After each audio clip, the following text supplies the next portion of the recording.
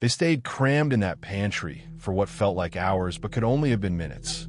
The sound eventually drifted farther, living room, hallway, upstairs.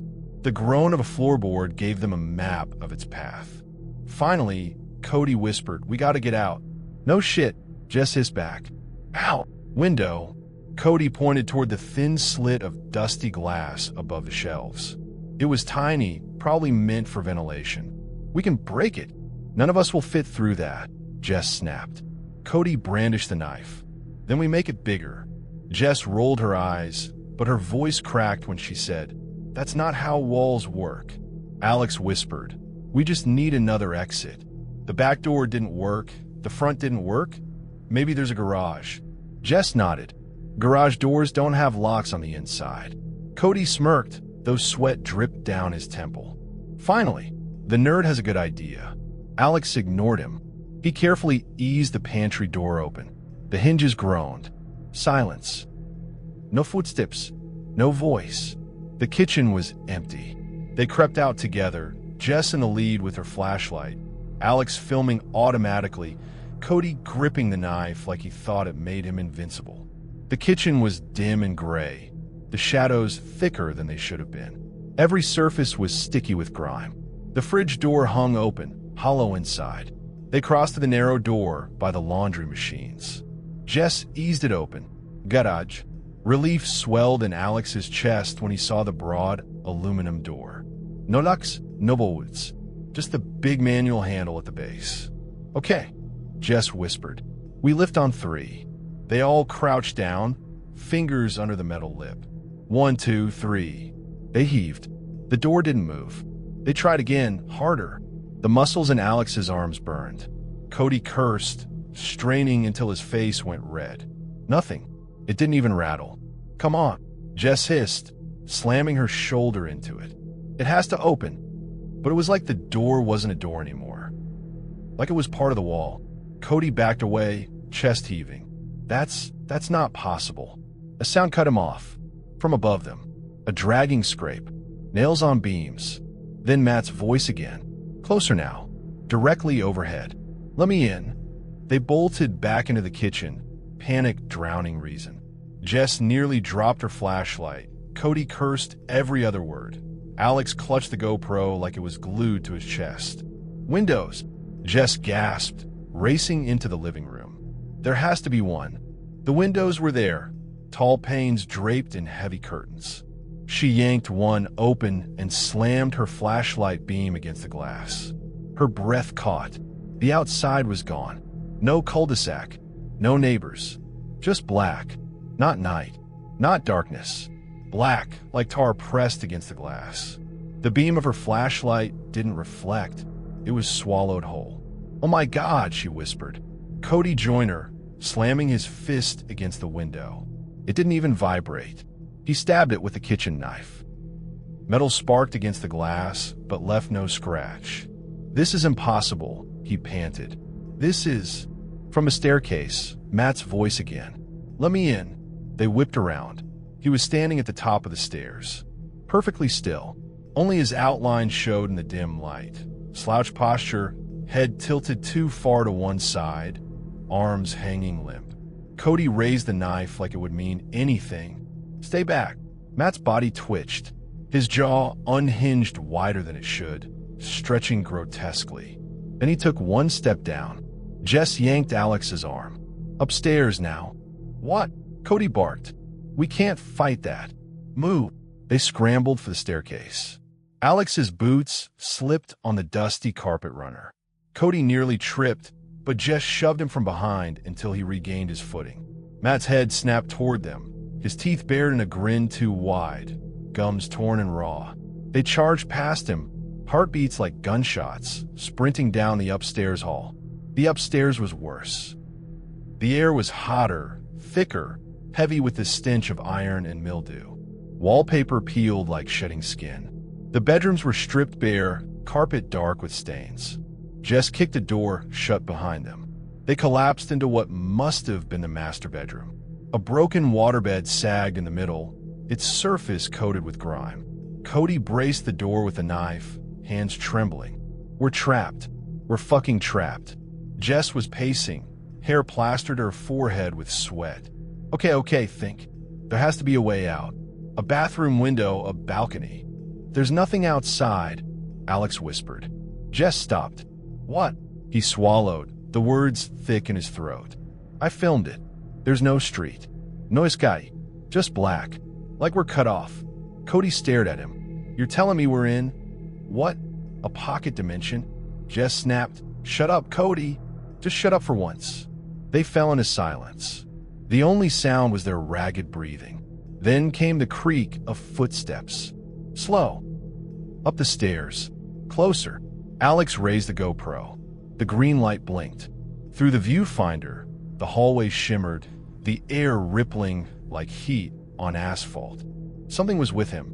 Not just Matt. Something inside the house. Something wearing him. Jess found the bathroom at the end of the hall. The window was small, crusted with grime, but it was something. She smashed it with the flashlight, shard spraying. Cold air gushed in, but when she leaned out, her scream cut the air. It wasn't outside. The black pressed against the shattered pane like a living thing, rippling, sucking inward like it was breathing. She staggered back. The black didn't seep in, but it pulsed, waiting. Cody dropped onto the waterbed, knife slack in his hands. We're dead. We're so fucking dead. Jess's voice was sharp. No, we're not giving up. Alex pointed the GoPro toward the hallway. His whisper was hoarse. Look, Matt stood in the doorway, but he wasn't alone. Behind him, barely visible, shadows curled and writhed. Hands stretching, mouths gaping silently. Their bodies were thin, twisting, not quite human, and they were all mouthing the same words. Let me in. The waterbed collapsed. At first it was just a low groan, the old plastic splitting under Cody's weight. Then it ripped wide open, gushing foul, reeking water across the floor. Cody scrambled to his feet, soaked, cursing. But Alex's eyes locked on the water. Because it wasn't just water. Something writhed inside. Pale shapes like fingers twisting in the dark fluid. Faces surfaced, blurred, screaming, before dissolving again. Jess yanked him back, just as a pale hand slapped against the water's surface, clawing upward. The smell of iron and rot filled the room. Cody screamed, stabbing wildly at the bed with a knife. The blade met resistance, like cutting through meat, and a spray of black-red liquid hit the wall. The voices outside the door grew louder. Let me in. Let me in. Let me in. They ran. There was no plan, just raw panic.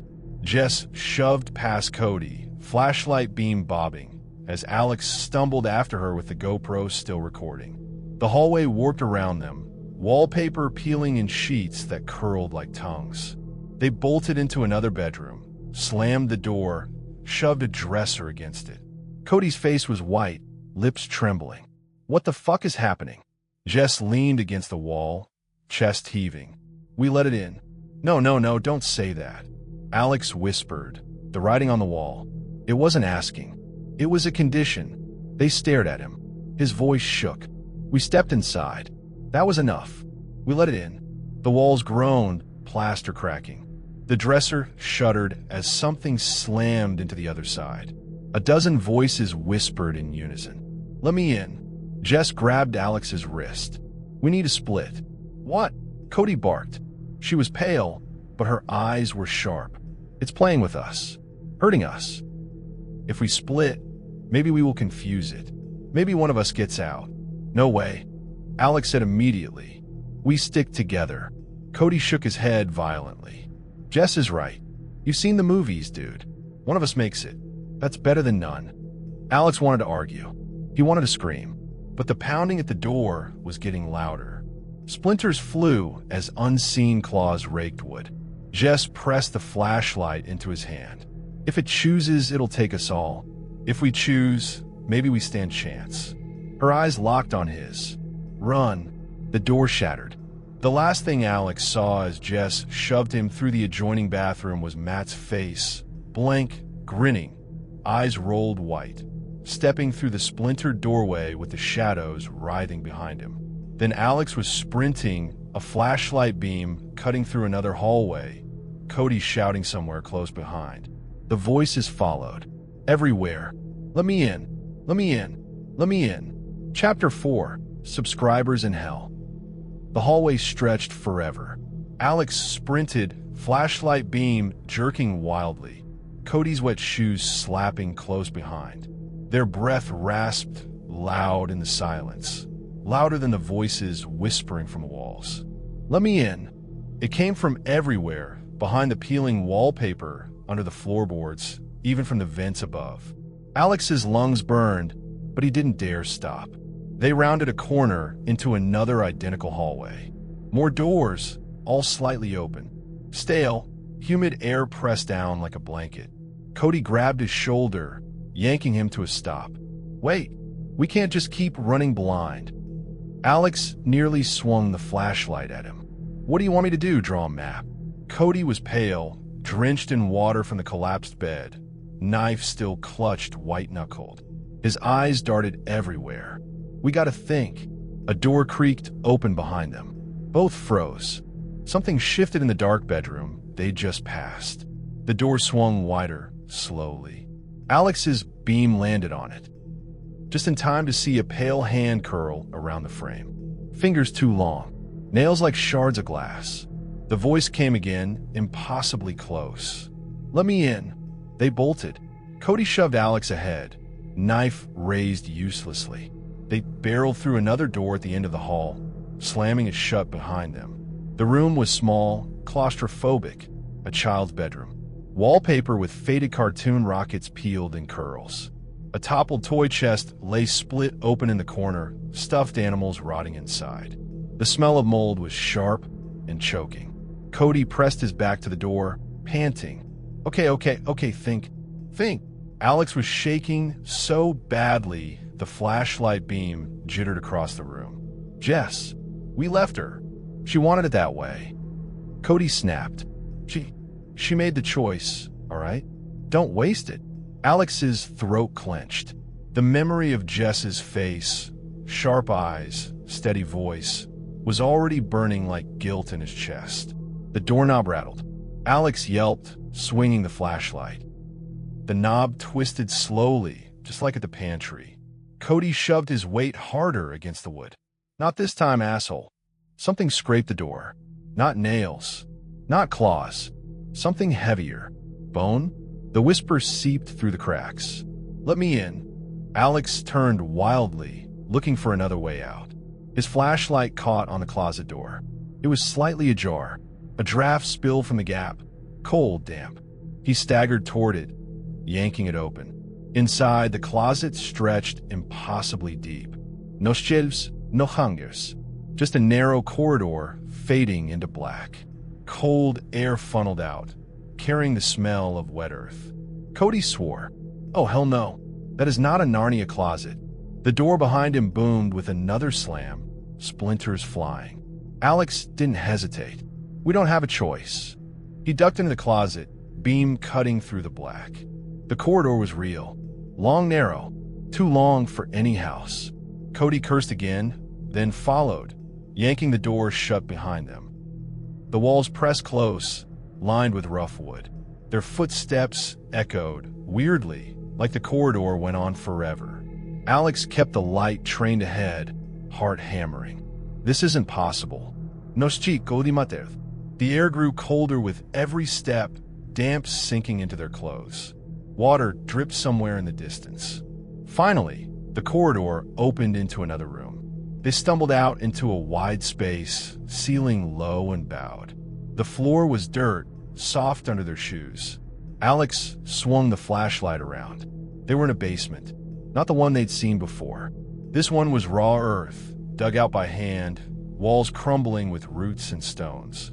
Rusted tools lay scattered, shovels, picks, a broken lantern, and scrawled across every wall, gouged deep into the dirt.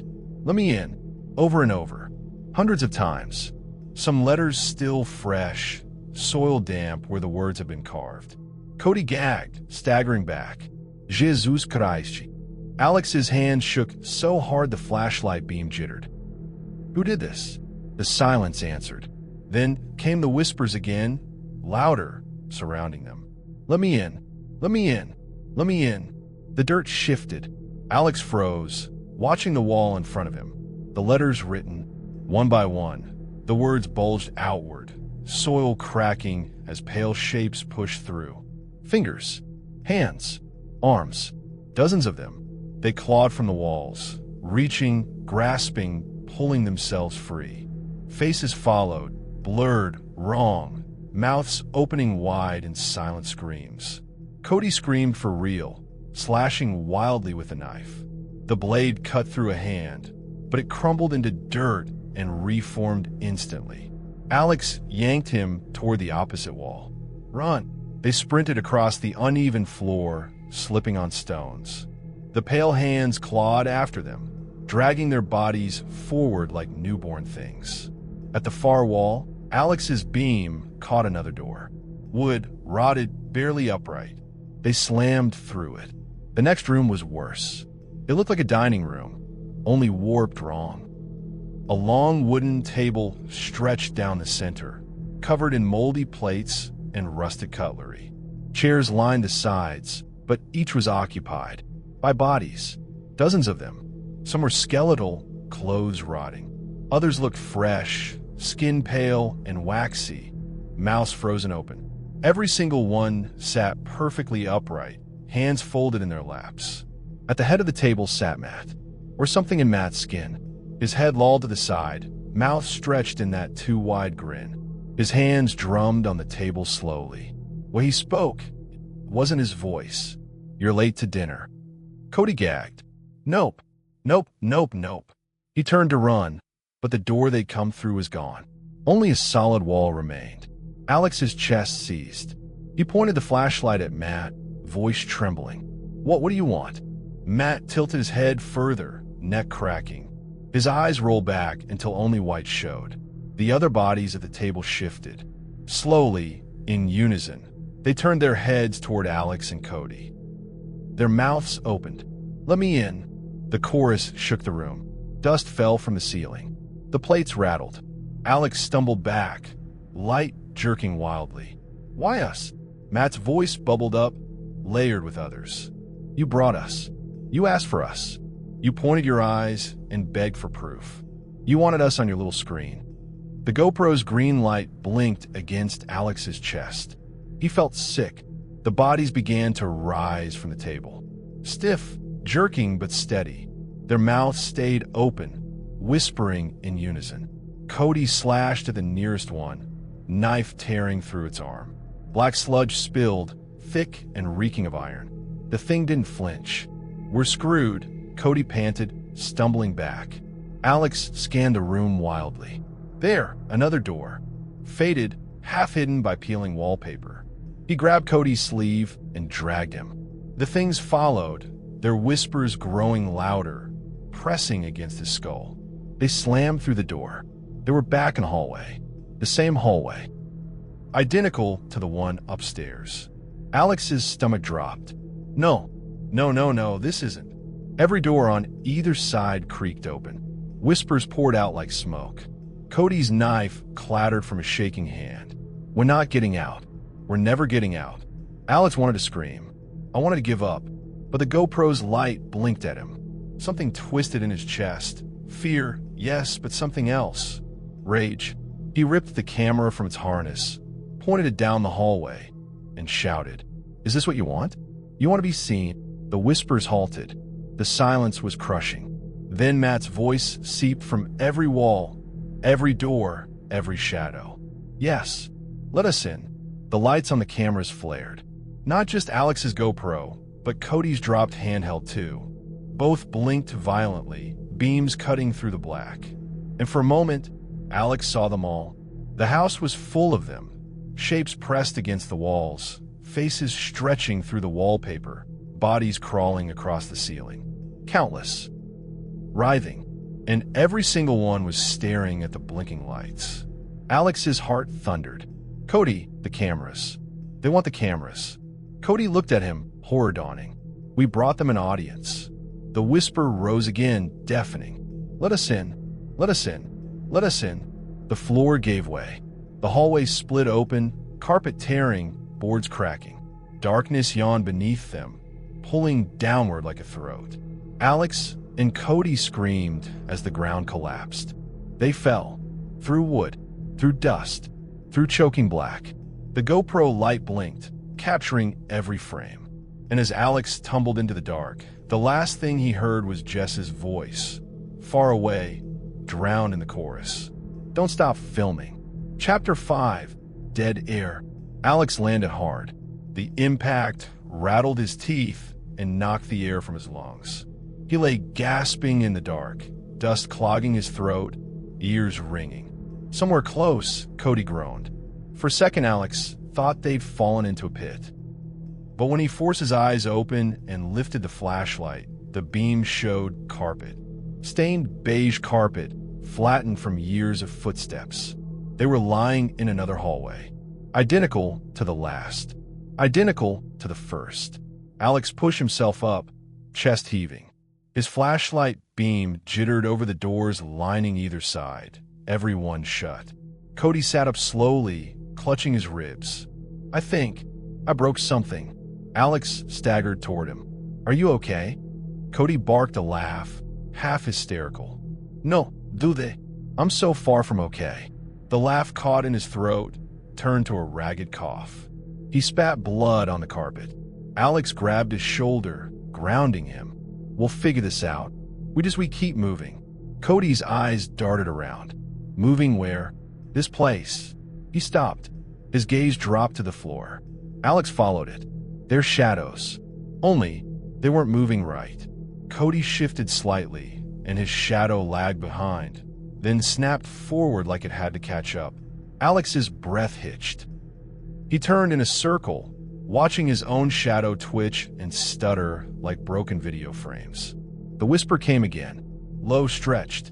Let me in. The overhead light flickered. For a split second, Alex saw someone else standing at the end of the hallway. Jess. Her silhouette is clear in the harsh white. Then the light blinked off, and she was gone. Alex lunged forward, shouting, Jess! Cody scrambled up, wincing with every step. No, dude, it's a trick. But Alex was already running, the flashlight beam bouncing. His throat burned with hope and dread. He shoved open the door at the hallway's end and froze. It wasn't Jess. It was a living room. Normal. Or at least trying to be. A sagging couch sat against the wall, a coffee table stacked with old TV guides, a boxy television humming with static. Lamps glowed yellow, painting everything in warm tones. But the walls were wrong. Too wide, the ceiling too low. The whole room felt stretched, warped like a fisheye lens. Cody limped in after him, eyes darting. Jesus, this looks like my grandma.